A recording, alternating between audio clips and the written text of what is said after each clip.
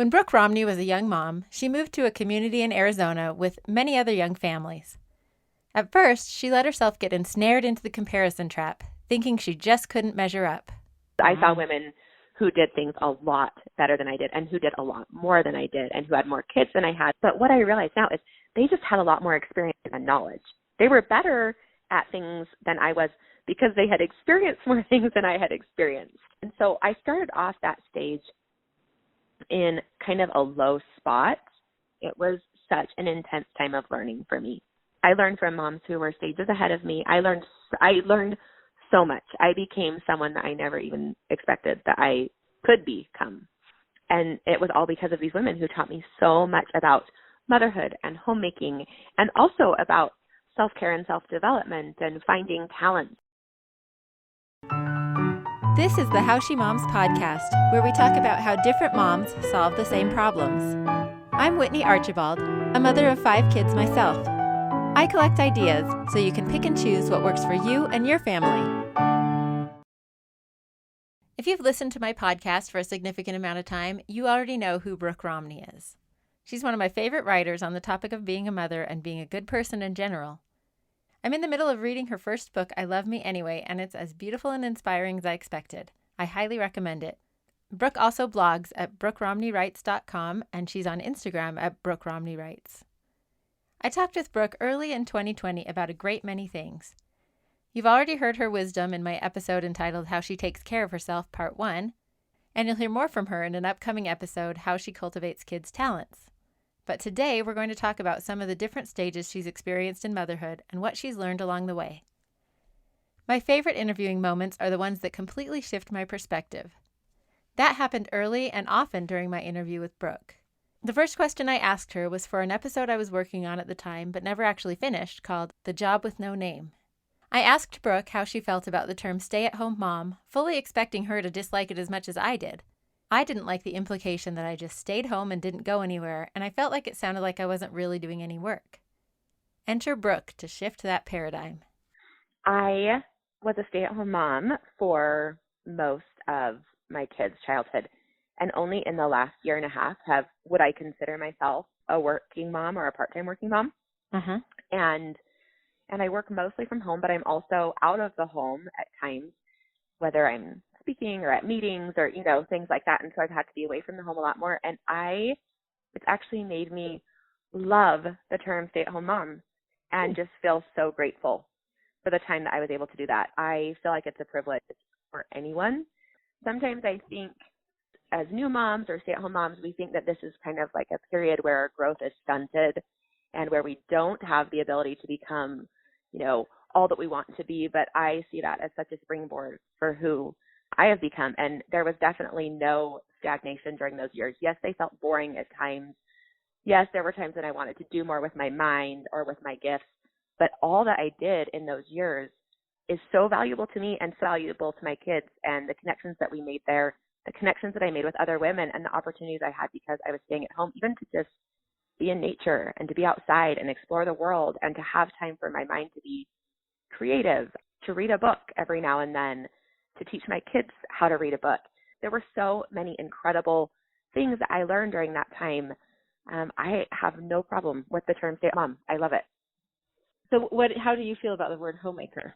Well, if anyone had to say that I was a homemaker, I would be failing at that title because I am less good at the homemaking things and I am really great at the motherhood things. So I preferred being identified as my role as a mother. There were things that I did to make my home, but even when I was staying at home, my husband and I, we both make our home.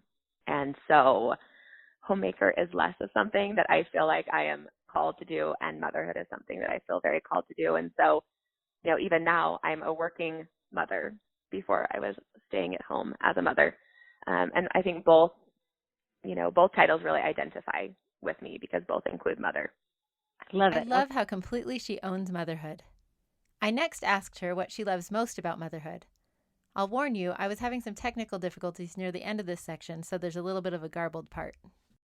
I love being and doing with my kids. So I actually kind of always wanted to be that mom that was like always in all the games and doing all that. I have 4 boys. So my ideal mom in my eyes was like the one that was out throwing the football and like taking her son on in basketball and, really like out and doing. And I am just not athletic. I was a dancer and I am just not. And so I've become very comfortable, and I really am proud of being their cheerleader. I really am. I love being on the sidelines. I love encouraging. I love helping them navigate the next phase of their lives. So I guess a little background. So my oldest is 17. So 17, 15, 13. I have 3 teenage boys. 17, 15, 13, and then 8. And Okay. so my relationships with each of them look very, very different. And I think that's one of the things that I love the most is my ability to have really individual relationships with each of my kids. And they're all very different people. They're interested in different things. They are motivated by different things. They work in different ways.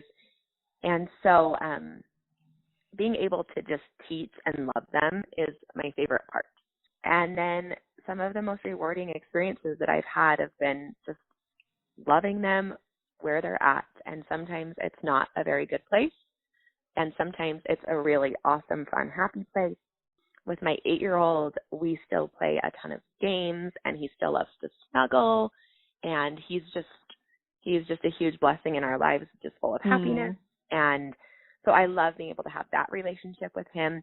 He loves having us around and having us support him. It's very important to him. So we try to do, just trying to do the things with each child or for each child that are important to them. And then also just being able to teach them ways that they can be successful in life and making sure that they're ready to function, on their own.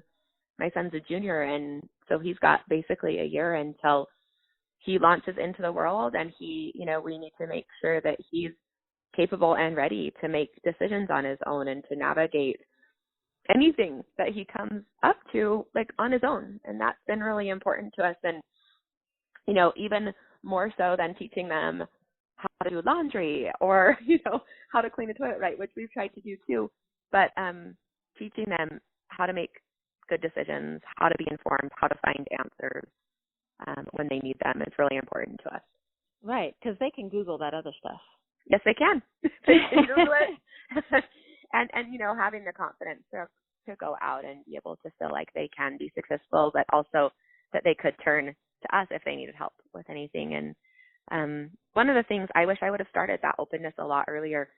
My 8-year-old is part of all of these conversations that we have, and maybe I don't know how he'll feel in his later years, but I'm just grateful that he has some of these foundations and he's seen hard choices and see what comes of them. We haven't tried to shield him from anything, whether it's with a friend or a family member, and he's very aware, and he sees what good choices and what that path leads to, and what some harder choices and what that path leads to, and what trust means and what honesty means. And he's seen that in his life. And it is so important. And I only have boys, so I can only talk about raising boys who feel and are comfortable feeling.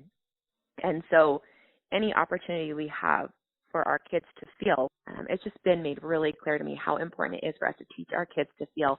It's okay to feel sad. It's okay to feel confused. It's okay to feel angry. The scary thing is when they stop feeling. As a fellow 4-boy mom, I really appreciate this insight from a mom one step ahead of me. The next thing I asked Brooke was a really big question. I asked her how she would identify the different stages she's gone through as a mother. In the beginning, I actually mothered for the first year 3,000 miles away from family with not a lot of friends and almost no one in my exact same stage. And that was a very interesting stage of motherhood. There was no Google or Pinterest or Instagram, so nothing. So that was a really self-reflective stage of motherhood. I read a lot of books. I watched a lot of TV to kind of figure out what I could do with my house.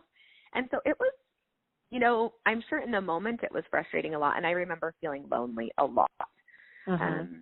But it was a really great time for me to just kind of discover what I liked about it and what I was good at and what I wanted to work on. So that was my first stage.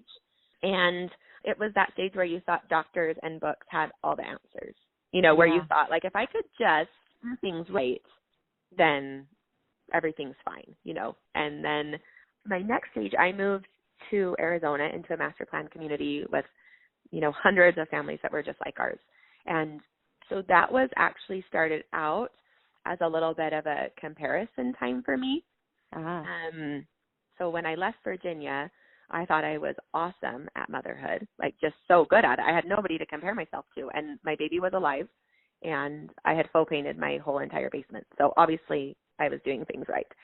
And then I moved to Arizona, and there was a lot of comparison in my own mind because I saw women who did things a lot better than I did and who did a lot more than I did and who had more kids than I had. And but what I realize now is they just had a lot more experience and knowledge. They were better at things than I was because they had experienced more things than I had experienced. And so I started off that stage in kind of a low spot. Yeah. And then when I realized that the key to loving that stage was connection for me and learning, it changed everything. And so that was I spent about 6 years there, and it was such an intense time of learning for me. I learned from moms who were stages ahead of me. I learned so much. I became someone that I never even expected that I could become.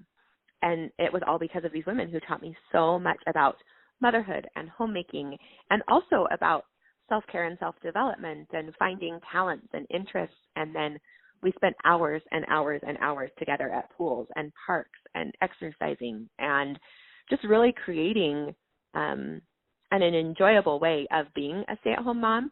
Now, it wasn't like all lovely. I remember calling my husband almost daily being like, so when do you think you're going to get home today? You know, because it was hard and it was intense. I had 3 boys in 3.5 years. So I had a lot of little kids, and it was really, really an intense time. So that was one of those times, but I just really was grateful for what I learned and just the examples that I had of great mothers who were doing things well. And I could have gone back to the way I felt in the beginning and just been jealous of the fact that they did things well. So when I made that switch to what can I learn from you? And then also, like, what can I bring to the table? I didn't have a lot of skills I could bring, but I was really good at gathering women. So I started gathering women. I created a lot of park days and playgroups and pool days and outings and brought people along in my motherhood journey so that I could have company mothering the way I wanted to mother. So it was really, really a fantastic time of life and a great place to learn how to be a mom. And so I love that. So have you ever investigated the Strengths Finder books? No, I haven't. So it's one of those, you take a test and it shows you your strengths. It's, there's lots of those tests out there, and a lot of corporations use it. But there's a book called Strengths-Based Parenting that, focuses on parenting. And one of the things they talk about a lot is that usually your biggest strengths are invisible to you because you assume that everyone else can do those too. And so when you talked about being a gatherer, like you said, I didn't have a lot of strengths, but I was a gatherer. Like, obviously that was your strength. And it felt less tangible than other people's, But people who don't have that look at that as a very tangible strength. Yeah, and we just take for granted what we ourselves are good at. Yeah, it's so true. I remember one of my best friends was just an incredible organizer, and it came so naturally to her. It's never something that she thought about. I don't even think it crossed her mind. She just lived an organized life all the time. And for me, I'm not an organized person. And so her teaching me just some systems and just even helping me clean out a closet and showing me how to put things together. I learned so much from so many women during that time. It was just a really incredible balance to the really hard, young, one of my kids is always sick stage too. Yeah. And I know that looking back, you can see things as very like positive and rosy. And there were days where I was a complete mess. There were weeks where, people weren't well and I couldn't even get outside and I just wanted to pull my hair out, Yeah. But there were some really incredible experiences during those stages of motherhood. Yeah.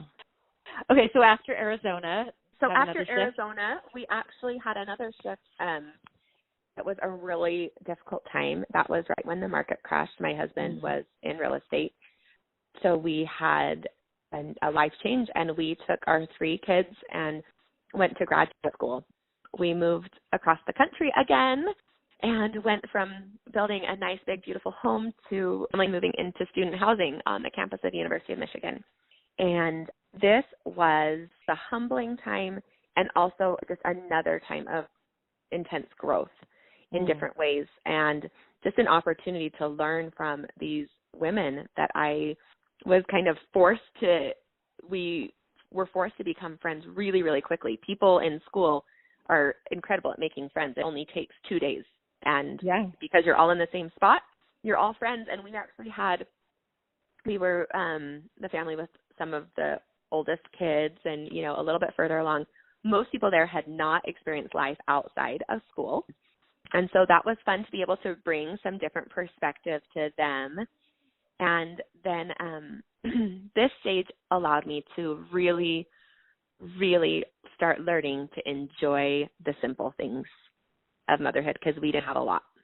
And so the women there, and most of the women there had never had a lot, and they were incredible at enjoying motherhood and enjoying friendship and enjoying life, just being a part of it, keeping it really simple. There weren't a lot of things to rush off to or things to be a part of, because we couldn't afford to do any of those things. And so we got great at enjoying the free things and having people over to our teeny tiny home for dinner. And there are so many women during that time that I looked up to so much, because no one had anything and everyone was so willing to share and give of time and resources and talents and food. It was amazing. And there was one woman in particular that I learned from. When I was in Arizona, we were just focused on creating this life that we wanted and doing a lot and being a lot. And there was a woman in Michigan who just taught me how to just be, and how to just be with your children and enjoy your children. She was always incredibly impressed and engaged with all they were doing. And she delighted in her kids in a way that no one I had ever known was able to do. Oh, I love that. Oh, it was inspiring. And I couldn't be her. For a while, I felt really guilty that I wasn't the mom that was like, let's get out, let's go to the recycle store, and let's go get a bunch of junk, and let's dump it out on our floor and get a hot glue gun out. And my child is 2, and let's give him a hot glue gun, and let's create something amazing out of these recycled materials. For a while, I was envious that I couldn't be her, but it's okay that I wasn't her. I learned so much from her about just allowing my kids to explore and be and just delight in their experiences. And she just was such a great example to me. She changed the way I saw motherhood. Before, I was often trying to do my own thing or get out of it some way, or we did a lot with our kids in Arizona, of course, but there was always kind of that motivation to okay, when's the next stage? When's the next step? When can I have a little bit more freedom? And my friend Jenny just taught me to do it exactly opposite. And she was so wise, because her oldest child was only 8. So it was she had the wisdom of a 50-year-old mother in a 20-year-old body, and just she was so inspiring. I remember when I moved in, we had kids that were similar. And I was like, okay, do you want to trade kids this day so I could go do this and you could, and that's the way I'd always done things. And I actually think there's nothing wrong with that. Everyone needs a break, and I continue to need a break. But she said, you know what, I am happy to take your son. I love taking my kids to Costco. So I don't even need you to watch my kids. I just love piling all 3 of my boys in a cart and going to Costco. And she wasn't saying it in any type of self-righteous way. It's truly what she loved. And so I never got to the point where I thought that I was Jenny, but she was so inspiring and helped me understand just how to just love and appreciate the stage that I was in and just have so much wonder with my kids. I am grateful for that every single day. She changed the way that I see motherhood. That's amazing. And it sounds like it launched you into the current stage that you were talking about earlier, where it's all Yes. about relationships. Yes, and just enjoying my kids. And yes, I don't enjoy every moment with my kids. I do not enjoy when I have to, do some of the things that, like making lunches is not my favorite thing. There's things that I don't enjoy. But it really, really changed the way that I saw being a mom. And like I said, I'm still not Jenny. And there are times when I was like, yes, please go outside and play for 2 hours so I can get something done inside. I did that very, very, very often. And I still, when Jenny wouldn't switch with me, I found someone else to switch with because I still personally needed a little time to just be me. And there's nothing wrong with that. Yeah, well, and if we go back to self-care, a lot of people think of self-care as escaping, like how can I get away and just be me and just be me. Self-care doesn't have to be escaping your children. It can be involving your children.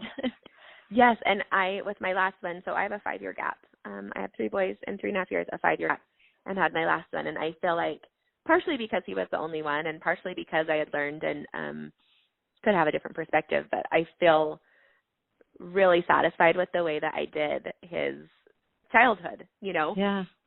And it wasn't that I was always with him because I actually started doing more work, while he was still in the house. And so I did have to split time.